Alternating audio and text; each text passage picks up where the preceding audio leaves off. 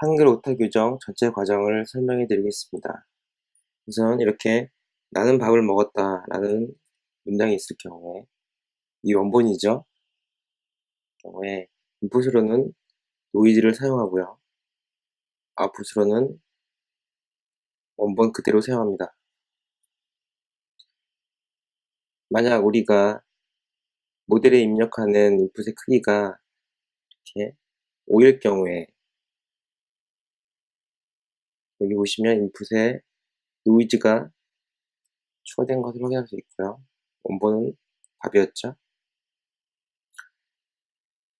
그 경우에 각각 지금 5 문자에 대해서 각각 원합 벡터를 생성합니다. 생성된 원합 벡터가 이렇게 표시되고 있고요. 이 빨간색은 노이즈를 표시하고 있습니다. 마찬가지로 레이블 쪽도 이렇게 5개의 원합 벡터를 생성하고요. 이 원합 벡터를 모두 합쳐서 커다란 실제 모델에 입력하는 인풋 벡터를 생성합니다. 마찬가지로 레이블 쪽도 마찬가지로 컴퓨트 하고요. 이 벡터를 디노이징 오토 인코더를 이용해서 학습을 시켜서 프리딕트를 하게 되면 마찬가지로 똑같은 크기의 아웃풋 벡터가 생성됩니다. 전 처음에 이 두 벡터를 비교해서 코스트를 생성하였습니다. 그랬더니 이 모델이 전혀 학습이 안 되더라고요. 그러니까 어떤 부분을 봐야지, 어떤 부분을 수정해야지 이게 정답에 가까워지는구나 전혀 알아채지 못했더라고요. 그래서 저는 이 커다란 벡터들을 다시 원래 음절 단위의 벡터로 분류하였습니다. 마찬가지로 레이블도 분리를 해서 이 각각의 분리된 각각 음절에 대한 원합 벡터죠. 한 문자에 대한 요 벡터들끼리 요 원합 벡터들끼리 코스트를 계산하게 하였습니다. 그리고 지금 보시면 이쪽 그들의 출력 같은 경우에는요 플로트형이 되고요. 확률이죠. 그리고 실제 레이블에 있는 것은 1 또는 0의 값입니다. 따라서 이 두 개를 비교할 때요. 가장 적합한 방법을 생각해 보면 이쪽 모델의 출력을 소프트맥스로 사용하고요. 그 다음에 이 두 값을 크로스 엔트로피로 비교하는 것이 가장 적절해 보입니다. 그래서 이런 방식으로 제가 학습을 시켰더니 모델이 실제로 비교할 곳을 제대로 찾아서 제대로 학습이 되는 것을 확인할 수 있었습니다. 정재훈님이 말씀해 주신 것처럼 초중성으로 처리하는 것이 조금 더 디노이징 오토 인코더에 적합한 방법인 것 같습니다. 저도 그렇게 생각하고요. 그 부분을 처리하려면 여러 가지 좀 중간에 복잡한 과정이 필요해서 제가 좀 더 최대한 단순하게 처리하려고 음절 기반으로 처리하려고 이렇게 모델을 만들었고요. 좀 전에 발표에서 말씀드린 그 부분에 대한 화면입니다. 그리고 이제 소스를 볼 시간인데요. 먼저 말씀드릴 것은 예전에 띄어쓰기 했던 그 학습과 다르게 현재 이 학습은 훨씬 더 학습 시간이 오래 걸려요. 왜냐면 노이즈를 생성한 다음에 제대로 된 결과를 얻으려면 노이즈를 굉장히 잘 만들어줘야 되거든요. 그렇기 때문에 저는 가능한 모든 노이즈를 사용하려고 했고, 그래서 학습하는데 오래 걸려서 제가 만든 소스 부분에서 train, validation, test 이 세 개의 데이터셋은 모두 동일하게 사용했습니다. 동일하게 사용했고요. 하지만 뭐 노이즈 생성할 때 랜덤하게 나오는 거기 때문에 나중에 사용하실 때는 아마 마찬가지로 노이즈를 많이 다양하게 생성하시거나 데이터를 아주 많이 학습하셔야지 실제로 사용하실 수 있을 거라고 생각합니다. 소스를 보시겠습니다. 예, 그럼 실제 소스를 보시고요. 실제로 결과도 한번 확인해 보시겠습니다. 예. 앞으로는 저 데이터셋을 3개로 나눌 거고요. 그래서 센텐스 파일 자체를 3개로 분리해서 저장해 놨고요. 그거는 리파지토리에서 클론 받으시면, 풀 받으시면 아마 업데이트가 될 겁니다. 예전에 사용했던 그 문자 목록 그대로고요. 그다음에 이건 저희가 쉘로 실행하기 위해서 만들었던 부분이고요. 파라미터를 인정받으려고 만들었던 거죠.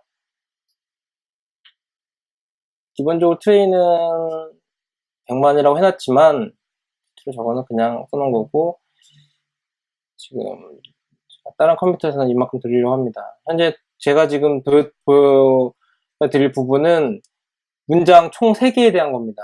3개의 문장이고요. 실제로 학습되는 문장 똑같고요. 나중에 테스트할 때도 똑같은 문장을 사용해서 보시면 윈도우 사이즈를 10으로 할 겁니다. 윈도우 사이즈를 아마 1로 할 경우에는 아마 글자 단위로 그 저빈도 음절만 제거되는, 저빈도 음절이 고빈도 음절로 바뀌는 이런 모양이 될 거고요.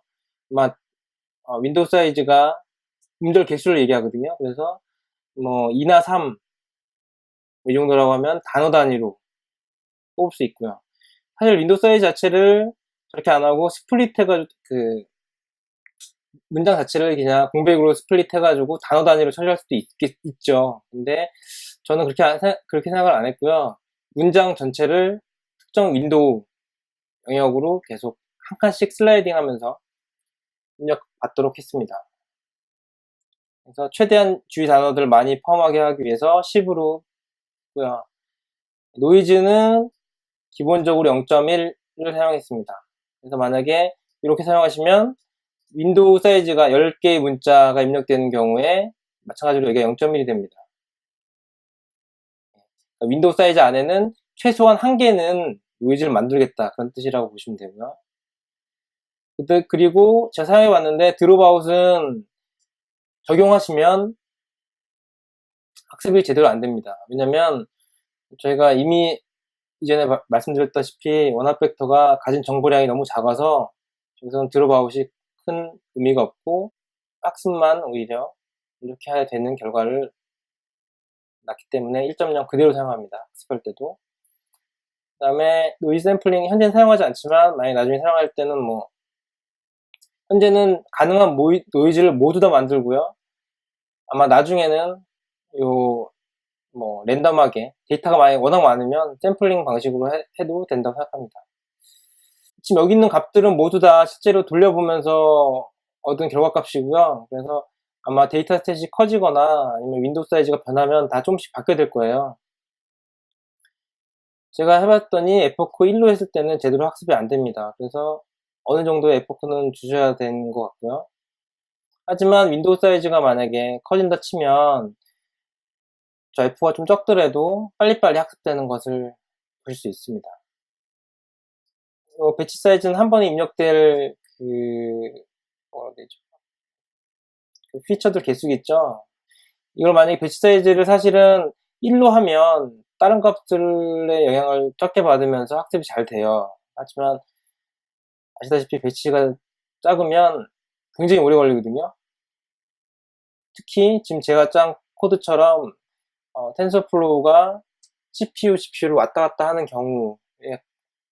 경우에는 배치 사이즈가 작으면 정말 쥐약이기 때문에 최대한 늘리려고 노력은 했습니다. 나중에 제가 텐서플로우 Q나 다른 방식을 도입하면서 이런 부분들 좀 해결해 보도록 하겠습니다. 만약에 뭐 네 문자만 있는 거예요. 네 문자 문장 단위가 아니라 아주 작은 것 같은 경우에는 히든을 줄여주셔도 되는데 문장 하나 이상 넘어갈 때부터는 한 100 이상 정도는 주셔야지 학습이 되는 걸 해낼 수 있고요. 이 말은 무슨 말이냐면, 윈도우가 커질수록 히든이 더 커져야 돼요. 왜냐면, 히든이 작으면 실제로, 그러니까 캐퍼시티라고 할 수 있죠. 뭔가 저장할 용량 자체가 부족해서 학습이 안 될 수가 있어요. 맞춰서 같이 늘려주시면 됩니다. 그리고 러닝 레이트 부분, 이 부분은 사실 뭐 옵티마이저에도 영향을 받는 부분이고요. 그 다음에 시그모이드나 그 액티베이션 펑션 있잖아요. RL을 쓰든 시그모이드를 쓰든 이런 거일 때도 러닝 레이트이 다 바뀌어야 돼요. 그런 부분인데, 우선 기본적인 거는 F워크가 많아지면 러닝 레이트 줄여도 되죠. 계속 점점 학습되니까요. F워크가 적을 때는 러닝 레이트이 커야 되죠. 보시면 되고, 기본적으로 F워크가 지금 아까 10이었기 때문에 러닝 레이트를 0.1 정도 사용해서 학습이 됐습니다. 이건 위에 있는 값들을 실제로 찍는 소스고요.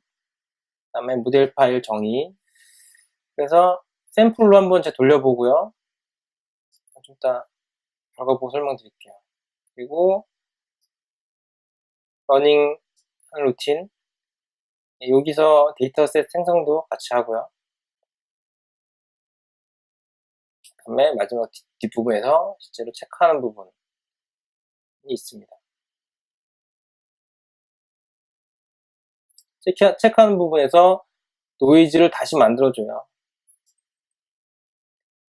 저기서 테스트 셋, 밸리데이션 셋, 트레인 셋, 여기 세 개가 그 문장들을 갖고 있지만 실제로 사용할 때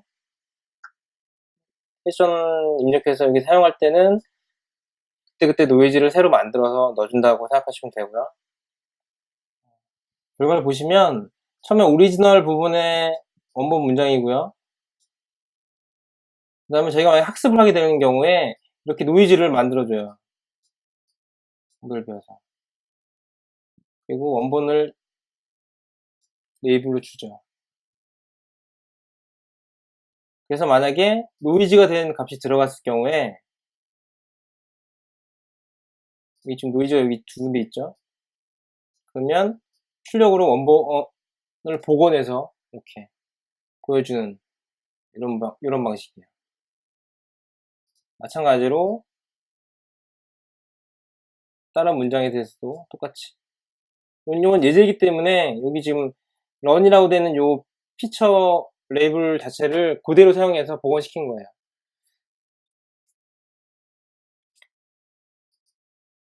이게 팁이 될지 모르겠지만 여러분들이 만약에 어떤 모델을 구성하시거나 할 때 텐서플로우 그래프 만드시는 거 먼저 작업하실 필요가 없고요.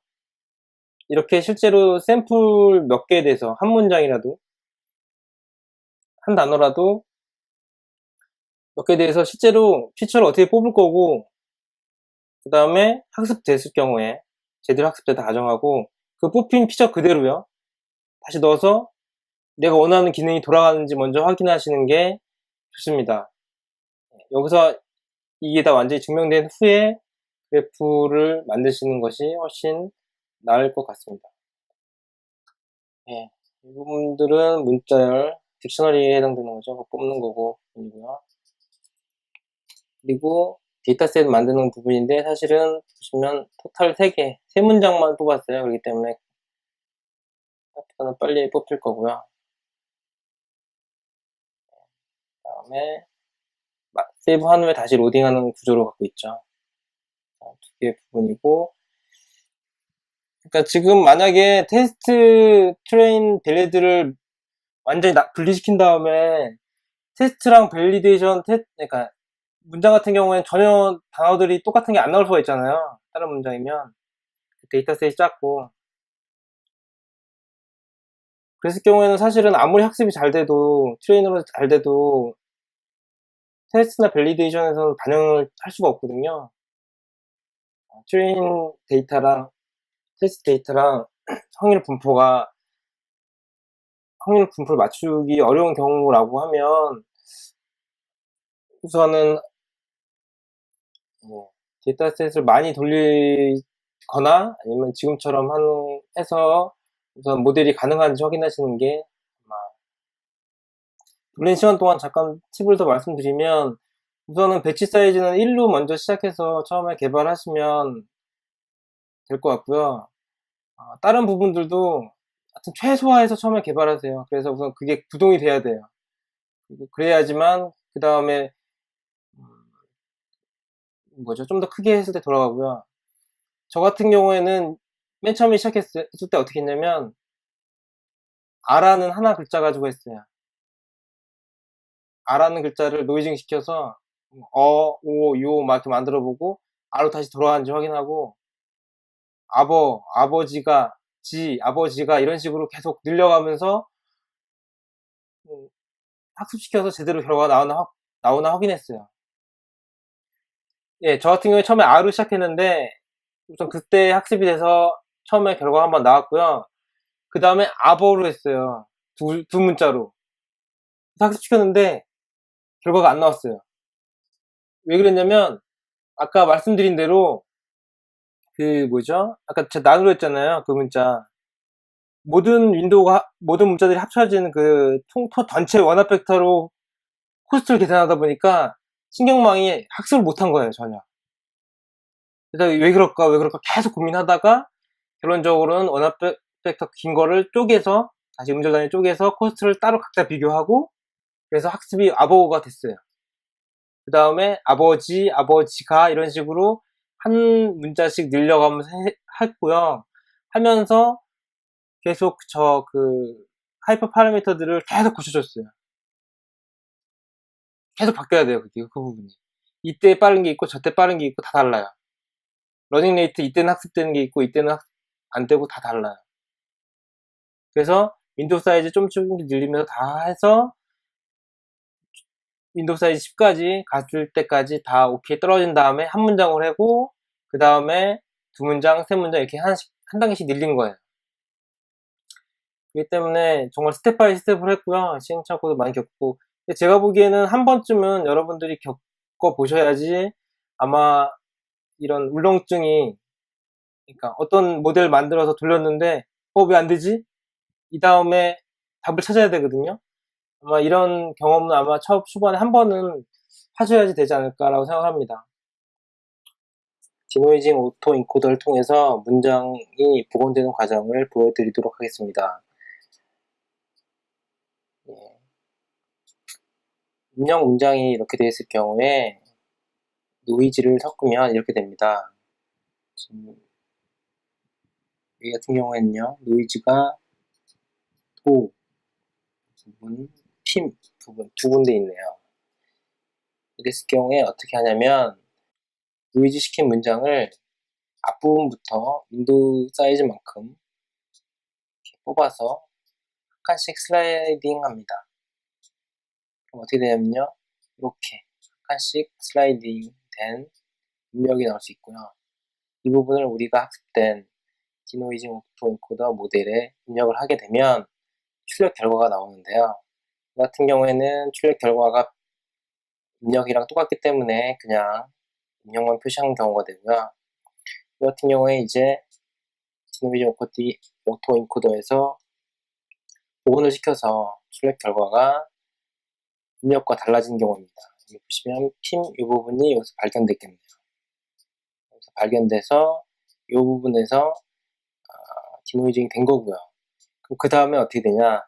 그 다음에는 여기서 이걸 바꾼 후에 바꿔진 부분을 다시 입력을 넣게 됩니다.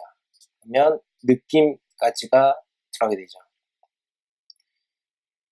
마찬가지로 이렇게 해서 다시 반복하고 다시 여기서 도랑 다랑 다른 부분을 발견해서 복원하게 됩니다. 왜 이 문장을 전체를 다 한 번에 피처를 뽑아서 한 번에 디노이즈를 시키지 않냐라는 부분은 뭐냐면요. 지금 이거처럼 한 윈도우 안에서 노이즈가 하나가 아니라 이렇게 하나, 두 개 이렇게 생길 수가 있거든요. 이게 지금 10개 아닌 것 같은데요. 이렇게 생겼을 경우에는 이것을 디노이즈 하기가 어렵습니다. 왜냐면 노이즈가 많이 꼈기 때문이죠. 그래서 저 같은 경우엔 이렇게 동시에 윈도우 하나 안에서, 같은 윈도우 안에서 노이즈가 여러 개 발생할 수가 있기 때문에 이것들을 하나씩 해결하고자 속도는 좀 느리지만 앞에부터 슬라이딩 하면서 노이즈를 제거하는 방식을 사용했습니다. 아래 부분도 마찬가지로